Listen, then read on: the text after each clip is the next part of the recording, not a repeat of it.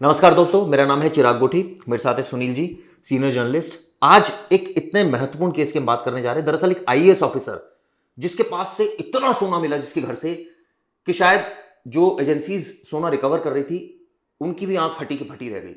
और सबसे बड़ी बात यह कि जैसी इस आईएएस ऑफिसर को गिरफ्तार किया, पता लगता है इनके बेटे ने भी खुदकुशी कर ली। क्यों इनके बेटे ने खुदकुशी कर ली? आईएएस ऑफिसर को जब कस्टडी में रखा हुआ था, तो जब उनसे मीडिया वालों ने सवाल पूछे तो उन्होंने साफ साफ ये कहा कि इन अधिकारियों ने मेरे बेटे को मार दिया। सुनील जी, बेहद गंभीर खबर। बिल्कुल। और जो उनकी पत्नी है, इस आईएएस अधिकारी का नाम बता दूं, उनका नाम है संजय पोपली। ये पंजाब कैडर के हैं, 2008 बैच के। और ये मामला है चंडीगढ़ का। चंडीगढ़ में रिश्वत लेने के मामले में तकरीबन ये 7 लाख रुपए, यानी कि वो जो पूरा मामला है 7 लाख रुपए रिश्वत लेने की है, जिसमें 3.5 लाख रुपए एडवांस में ले चुके थे। बाकी पैसे थे वो सीएम के हेल्पलाइन पर वो शिकायत कर देता है ठेकेदार। तमाम चीजें अभी आपको बताएंगे, लेकिन सवाल वही है कि जो बेटे ने खुदकुशी की है। यहाँ पे सवाल ये भी है कि घर के लोग, जो उसके परिवार के लोग कह रहे हैं कि जो विजिलेंस अधिकारी थे उनके रहते हुए, मतलब उनकी वजह से, या फिर उन्होंने गोली मरवाई है या मारा है, इस तरह के तमाम दावे कर रहे हैं। वो कह रहे हैं इसकी जांच कराएंगे।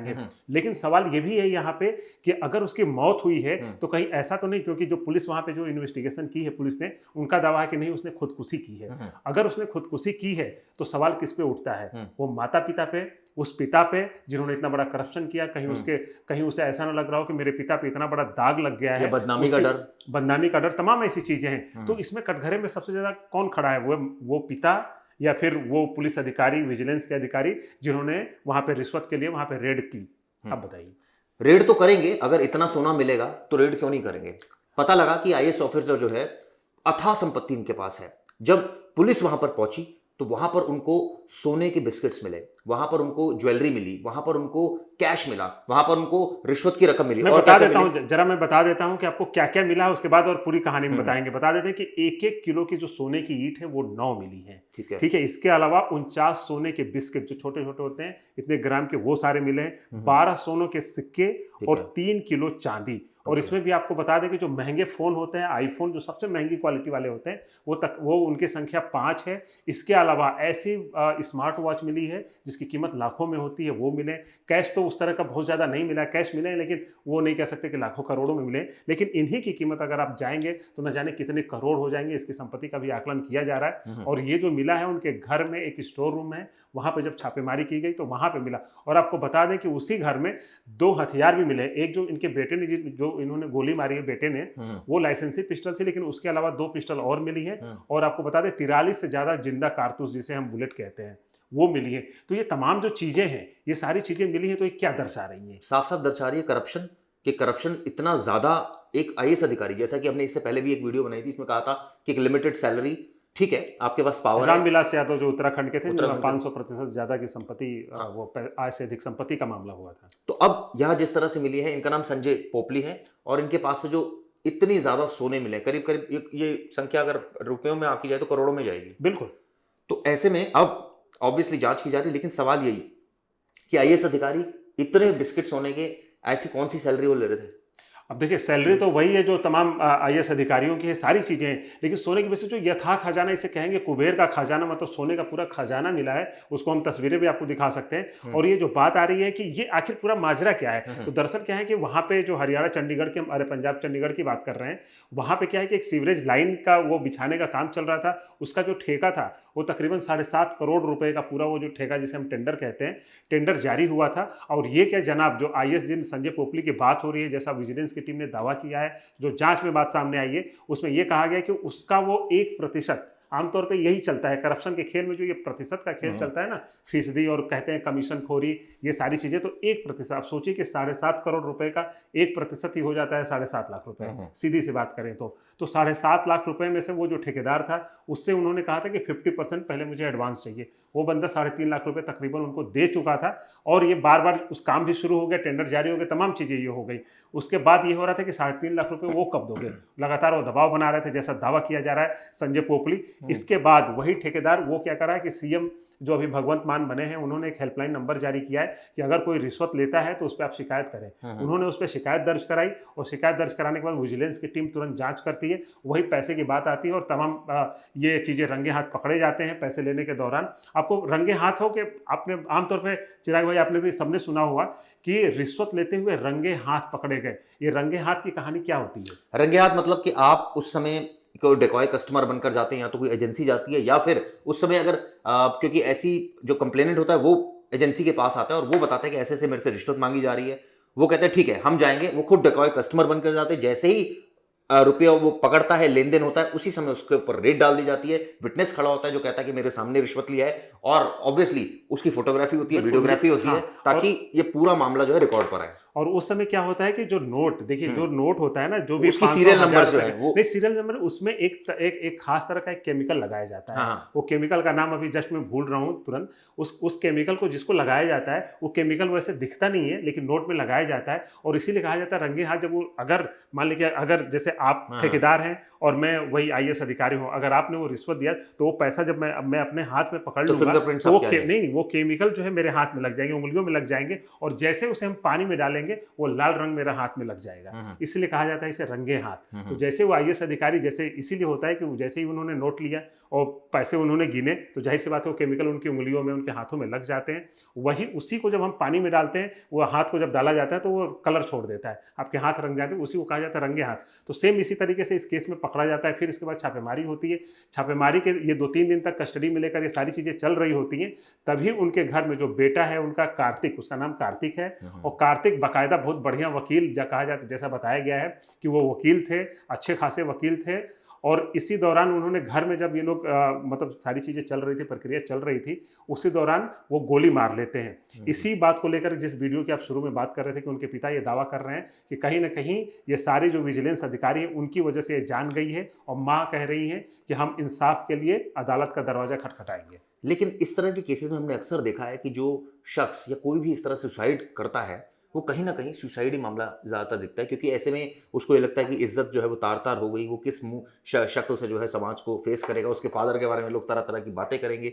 ज़्यादातर केसेस में ऐसा देखें। लेकिन अब चूंकि आरोप लगे तो ऑब्वियसली इसकी तह तक क्या एजेंसीज जाएंगी या नहीं। लेकिन आम आदमी पार्टी की सरकार है पंजाब में, और इस तरह से करप्शन को लेकर उन्होंने हेल्थ मिनिस्टर को भी हटाया था, अब उन्होंने ये कार्रवाई की है। इससे पहले दिल्ली में भी कार्रवाई लगातार हो रही है। करप्शन को लेकर केजरीवाल सरकार का एजेंडा बहुत साफ है कि छोड़ेंगे नहीं और जेल भेजेंगे। साफ साफ केजरीवाल हजार बार ये बात बोल चुके हैं। लेकिन सवाल ये उठता है दोस्तों कि आखिर पैसा पैसा और पैसा, सुबह उठते हैं रात में सोते हैं तो पैसा ही, यानी कि इतनी ज्यादा भूख है, कब खत्म होगी? अब देखिए उनके घर से सोना तो मिला, लेकिन अब उनकी जो नींद है, जो सोना है, एक तरह से सोना मतलब एक तरह से चैन है, चैन सोना है, सब कुछ खो गया। इकलौता बेटा जैसा बताया जा रहा है, वो उनका जो कार्तिक था वो इकलौता बेटा था। सोचिए कि अगर हमारा बेटा मतलब हमारा परिवार का सदस्य, जो मेरा आपका खून का रिश्ता, वही अगर चीजें खत्म हो जाए तो वो रिश्वत किस काम? लेकिन सुनील भाई लोग सोचते नहीं है ना, अगर ये सोचने लग जाए, उनको कौन सा पता था कि ये सब चीजें हो जाएगी? उनको तो कभी उन्होंने सपने में भी नहीं सोचा होगा मैं पकड़ा जाऊंगा कभी, या सोचा होगा तो कहा अरे अरे मैं तो इतना बड़ा अधिकारी हूँ, कैसे पकड़ा जाऊंगा, मैं तो इतना स्मार्ट अधिकारी हूँ।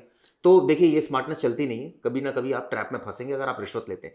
तो रिश्वत लेने वाले जो भी लोग हैं वो सावधान, तो हमेशा हम अपील भी करें तो वो उनसे कोई फर्क नहीं पड़ता। हम यहाँ पर ये नहीं कहते हैं कि अब उन्होंने रिश्वत ली तो उनके बेटे की मौत बिल्कुल जायज हो जाती है, बिल्कुल ये गलत है अगर ऐसा हुआ है। और जाहिर सी बात है कि जो वहाँ के पुलिस अधिकारी, जो एसपी है, उनका बयान आया है कि हमने जांच की है तो पूरा का पूरा मामला आत्महत्या का है। लेकिन यहाँ पर ये भी है कि अगर कोई इस तरह के केसेस होते हैं तो कई बार आपको बता दें कि जो विजिलेंस टीम होती है कई बार आपको बड़ी शर्मिंदगी सी महसूस कराती है। ठीक है, उसने गलती की, ज्यादा कराती है, थोड़ी नहीं बहुत ज्यादा कराती है। ठीक है, अगर IAS संजय पोपली अगर गलत हैं, उन्होंने रिश्वत ली, तमाम चीजें हैं, तो उन्होंने गलती की, उनकी सजा उनको मिलनी चाहिए, ना कि उनके परिवार को। लेकिन एजेंसीज ये करती है, पूरे परिवार को हैरास करती है। मुझे एक केस याद आ रहा है दिल्ली का, जिसमें एक सेक्रेटरी लेवल के ऑफिसर ने सुसाइड किया था, साथ में उसके एक और बेटे ने भी किया था। दिल्ली का पटपड़गंज का मामला था, जिसमें उसने लिखा था बाकायदा, और बाकायदा उसने मेल किया था कई मीडिया हाउसेस को कि देखिए मेरे फादर के ऊपर मुकदमा दर्ज हो गया, सीबीआई वाले हमें परेशान कर रहे हैं, हमारी माँ को परेशान कर रहे हैं, हमारे बच्चे को परेशान कर रहे हैं, परिवार के एक एक सदस्य को परेशान कर रहे हैं। तो ये तो एजेंसीज की टेक्निक होती है, ये बेहद ही गलत बात है। अगर ऐसा हो रहा है, अब ऐसा हो क्या रहा है, ये सामने तो जिंदा एक सबूत भी मिल गया है। अगर ठीक है, वहाँ के तमाम अधिकारी जो एसपी हैं वो ये दावा कर रहे हैं कि सुसाइड केस है। अरे भैया सुसाइड तो बोलेंगे, समझे नहीं आप? वो जांच कौन कर रहा है? जांच तो वही लोग कर रहे हैं जो कटघरे में है। बिल्कुल, मैं उसी बात पे आ रहा हूँ कि अगर उसने सुसाइड हाँ? किया है तो किसकी वजह से हुआ किया है। हाँ। और सुसाइड में आपको बता दें कि जो हम्म। धारा 309 है आत्महत्या के लिए प्रेरित करना, तो कहीं ना कहीं आत्महत्या के लिए आप उकसा तो रहे हैं ना एटलीस्ट। कौन मुकदमा दर्ज तो करेगा? ये चीज है, कौन करेगा मुकदमा दर्ज? क्या ये करना प्रशासन चाहिए करेगा? बिल्कुल। ये भगवंत मान जो सीएम है हम्म। उनको इस मामले में, जो मेरा मानना है, हाँ। पर्सनल मानना है कि इसको संज्ञान में लेना चाहिए। अगर ये मौत हुई है, अगर इसके जिम्मेदार कोई है, कोई अधिकारी अगर इस तरह की बात की है, अगर परिवार को शर्मिंदगी कराई है, तो बिल्कुल बेहद ही गलत है। और क्योंकि इसकी इस तरह जांच के करा के केसेस इस तरह की में चीजें नहीं होनी नहीं होनी चाहिए। चाहिए, बिल्कुल ठीक किसी कह भी रहे हैं। पिता की गलती की सजा उसके बेटे को, उसके परिवार को, इवन आमतौर पर आप देखिए अगर कोई क्राइम करता है तो आमतौर पर पुलिस या कोई भी अधिकारी तुरंत जाके उसके परिवार को, उसके रिश्तेदार को उठा करके हिरासत में लेकर के कई दिन तक उनको नजरबंद एक नहीं, तरीके लेकिन से इसके कर पीछे दिया भी जाता है। लॉजिक है ना सुनील भाई, वो इसलिए लेते हैं क्योंकि वो खुद पकड़ में नहीं आ रहा होता। उसको लगता है कि ये एजेंसी को भी लगता है कि अगर उसके परिवार पर जो है वो अटैक करेंगे तो ऑब्वियसली वो सामने आएगा। लेकिन मैं चिराग भाई, मैं इससे बिल्कुल सहमत नहीं हूँ, इस हम्म। वजह से सहमत नहीं हूँ। ठीक है, मैं कह रहा हूँ कि इन्होंने गलती करी, ठीक है, लेकिन आपकी एजेंसी आप इतनी स्मार्ट बनो ना, आप अपनी टेक्नोलॉजी को आप डेवलप करिए, आप चीज़ों को इतना सोर्सफुल बनाइए,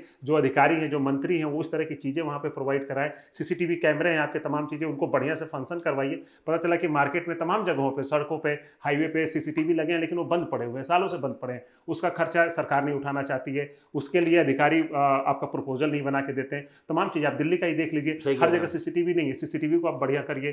तमाम जो और जो चीज़ें हैं, आपका कहना है एडिशनल बिल्कुल एविडेंसेस और कलेक्ट कीजिए रादर देन हरास करने के। बिल्कुल, मैं इसी पे आ रहा हूँ कि वही सबूत आप जुटाइए ना, सबूत जुटाने के तमाम तरीके हैं, आप जुटाइए। ये क्या होता है कि आप किसी, हाँ ठीक है, अगर मैं जानता हूँ, मैं आपको नहीं बता रहा हूँ, तो हमारे पास तमाम चीज़ें आप करिए। लेकिन हर किसी को, कई बार छोटे छोटे बच्चों को उठा लिया जाता है, एक दूध पिलाती माँ है उसे भी उठा लिया जाता है कि चलो तुम थाने में आओ, तो उससे डर करके आरोपी आ जाएगा थाने में, ठीक है, लेकिन ह्यूमन कहाँ रहा? फिर आपकी जो मानवता है वो कहाँ चली गई? मानवता तो खैर होती नहीं ऐसा।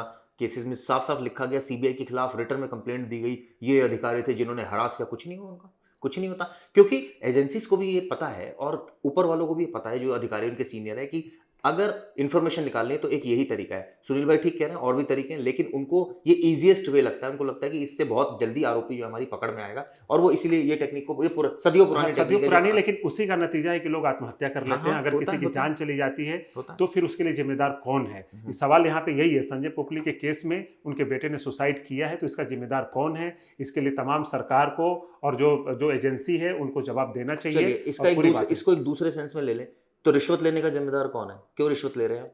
बिल्कुल, देखिए रिश्वत लेने को, उसको रिश्वत सजा ले रहे हैं दीजिए। तभी ये हुआ, रिश्वत ली तभी रेड पड़ी, तभी एजेंसीज आई, तभी हैरासमेंट हुई और तभी सुसाइड हुआ। ये सारा बिल्कुल। सीक्वेंस हुई है ना। बिल्कुल, अब इसको वैसी क्रोनोलॉजी को अगर हम पलट दें, अगर ये न लेते, ये कुछ नहीं चीजें होता। सामान्य होती, तो शायद रेड न पड़ती और शायद जान न जाती और पूरा परिवार खुशहाल रहता है। हम्म। तो दोनों चीजें हैं, दोनों चीजों को समझने की जरूरत है। अगर आपके परिवार में अगर कोई इस तरह की चीजें चल रही हो तो इस चीज को समझने की भी जरूरत है। आप भी कई बार, चिराग भाई, मैं ये भी कहता हूँ कि जो परिवार होता है ना, परिवार को भी इस चीज के लिए आगे बढ़ना चाहिए।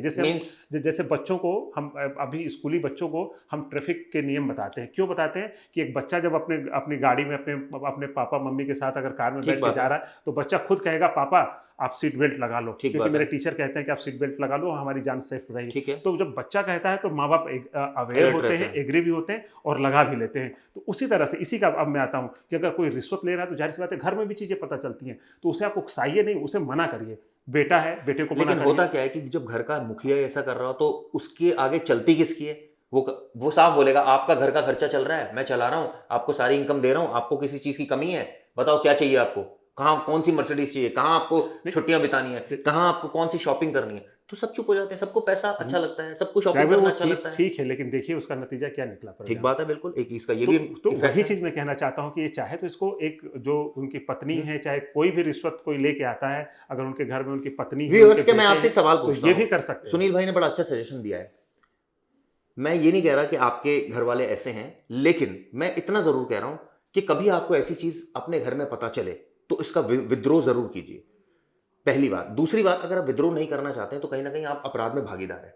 बिल्कुल। तीसरी बात, जहां तक बात है पैसों की भूख की, वो सीधा सीधा आपकी एक्सपेक्टेशन से जुड़ी है। हम सदियों पुरानी बातें करते जा रहे हैं कि आपकी एक्सपेक्टेशन हाई है, आप चाहते हैं ज्यादा कमाना, आप टैलेंटेड उतने नहीं है, ठीक है, जितनी आपको सरकार सैलरी देती है आप अपने आप को अंडरपेड समझते हैं और उसके बाद आप ये रिश्वत वगैरह सब करते हैं।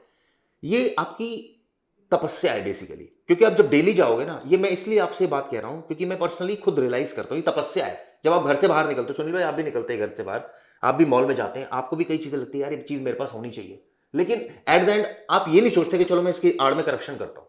बिल्कुल। क्योंकि उसके पीछे डर भी है कि करप्शन करूंगा यार पकड़ा गया, नौकरी चली गई यार, 50 चीजें हैं कि मैं बदनामी अलग हो जाएगी, मैं तो परिवार मिडिल क्लास है, मैं कैसे यहाँ सर्वाइव कर पाऊंगा। तो इस डर की वजह से आदमी कहता है छोड़ो यार, मैं एक ईमानदारी वाली जिंदगी बिता लूं। दूसरा होता है कि आपकी स्वभाव में नहीं होता करप्शन करना, कि भाई मेरे परिवार में संस्कार नहीं है करप्शन करने के, मैं नहीं करूंगा। बिल्कुल, ये बिल्कुल हाँ। चिराग भाई बिल्कुल सही बात है। मैं बता रहा हूँ, एक छोटा सा वाक्य बता देता हूँ कि हम्म। मेरे दादाजी जब जिंदा थे, हम्म। तो जब मैं बाहर पढ़ने के लिए निकला तो उन्होंने एक ही बात कही थी, बेटा हम्म। कुछ बनो, बड़ा अधिकारी बनना या ना बनना, हम्म। लेकिन कभी मेरी इज्जत पे कभी आँच नहीं आनी चाहिए, कोई ये शिकायत ना करे कि आपके आपके घर के परिवार के इस बच्चे ने इस तरह की ऐसी गलत हरकत की, इस तरह का कुछ गलत काम कर दिया जिसकी वजह से मेरा नाम खराब हो जाए। तो कम से कम ये मत खराब करना, बहुत बड़ा नाम करना, नाम ना करना बहुत बड़ा नाम, तो उससे हमें कोई बहुत ज़्यादा फर्क नहीं पड़ेगा। लेकिन जिस दिन इस तरह की शिकायत आ गई तो उससे मुझे फर्क बहुत पड़ेगा। दुख होगा, मुझे बहुत दुख होगा, और शायद मैं तुम्हारा चेहरा भी ना देखूं। ठीक तो है। वो बात हमें आज भी याद आती है कि जब भी कुछ वो लगता है कि मैं ये गलत काम हो सकता है मुझसे, तो मुझे वही बातें याद आती हैं कि नहीं यार, तो नहीं आप फिर करना नहीं चाहिए। करते गलत काम? अब तो नहीं कहने करते, बिल्कुल कोशिश तो यही रहती है। देखिए गलतियां इंसान से क्योंकि होती हैं, बिल्कुल बिल्कुल और गलतियां होने के बाद अगर हम उसे स्वीकार कर लें तो वो भी एक बहुत बड़ी बात है। ठीक लेकिन बात है। बात वही आती है कि कोशिश करिए कि आप बेहतर रहें। क्योंकि ये एक तपस्या भी है सुनील भाई, डेली आप उसी तपस्या में जी रहे हैं, डेली आपको वो चीजें इफेक्ट कर रही हैं कि नहीं मुझे बड़ा आदमी बनना, नहीं मेरी एक्सपेक्टेशन आई है, मुझे गाड़ी खरीदनी, मुझे जो है और चीजें लेनी तमाम है, चीजें। मटेरियलिस्टिक चीजें लेनी है। लेकिन आपको साथ साथ ये भी रियलाइज करना चाहिए कि आप जिस लायक हैं आपको उतनी सैलरी मिल रही है, शायद किस्मत से हो सकता है और अच्छी मिल रही हो, लेकिन इसका मतलब ये कतई नहीं है कि आप जो है करप्शन करना शुरू कर दें। क्योंकि अगर आप जिस दिन करप्शन करना दोस्तों शुरू कर देंगे, उस दिन आपकी उल्टी गिनती शुरू हो जाएगी। शुरू हो जाती है, बिल्कुल। ये वीडियो आपको कैसी लगी जरूर बताइएगा। Thank you. और अब हमारी